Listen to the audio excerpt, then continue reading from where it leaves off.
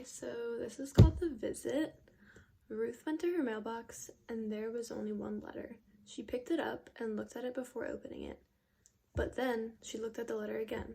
There was no stamp, no postmark, only her name and address. She read the letter. Dear Ruth, I'm going to be in your neighborhood Saturday afternoon and I'd like to stop by for a visit. Love always, Jesus. Her hands were shaking as she placed the letter on the table. Why would the Lord want to visit me? I'm nobody special. I don't have anything to offer. With that thought, Ruth remembered her empty kitchen cabinets. Oh my goodness, I really don't have anything to offer. I'll have to run down to the store to buy something for dinner. She reached for her purse and counted out its contents. $5.40. Well, I can get some bread and cold cuts at least. She threw on her coat and hurried out the door.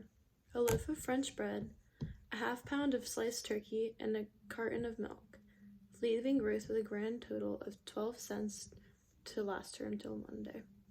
Nonetheless, she felt good as she headed home, her offerings tucked under her arm.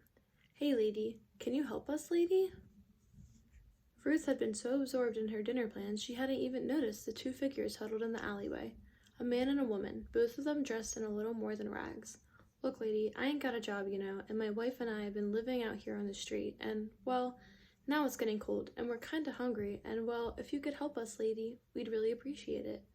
Ruth looked at them both. They were dirty, they smelled bad, and frankly, she was certain that they could get some kind of work if they really wanted to. Sir, I'd like to help you, but I'm a poor woman myself. All I have is a few cold cuts and some bread, and I'm having an important guest for dinner tonight, and I was planning on serving that to him. Yeah, well, okay, lady, I understand. Thanks anyway. The man put his arm around the woman's shoulders, turned, and headed back into the alleyway. As she watched them leave, Ruth felt its familiar twinge in her heart. Sir, wait. The couple stopped and turned as she ran down the alleyway after them. Look, why don't you take this food? I'll figure out something else to serve my guest. She handed the man her grocery bag. Thank you, lady. Thank you very much. Yes, thank you. It was the man's wife. And Ruth could now see that she was shivering. You know, I've got another coat at home. Here, why don't you take this one? Ruth unbuttoned her jacket and slipped it over the woman's shoulders. Then, smiling, she turned and walked back to the street, without her coat, and nothing to serve her guest. Ruth was chilled by the time she reached her front door, and worried too. The Lord was coming to visit, and she didn't have anything to offer him.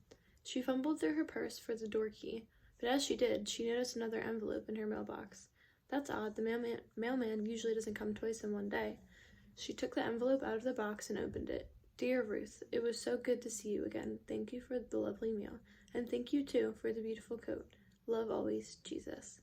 The air was still cold out, but even without her coat, Ruth no longer noticed.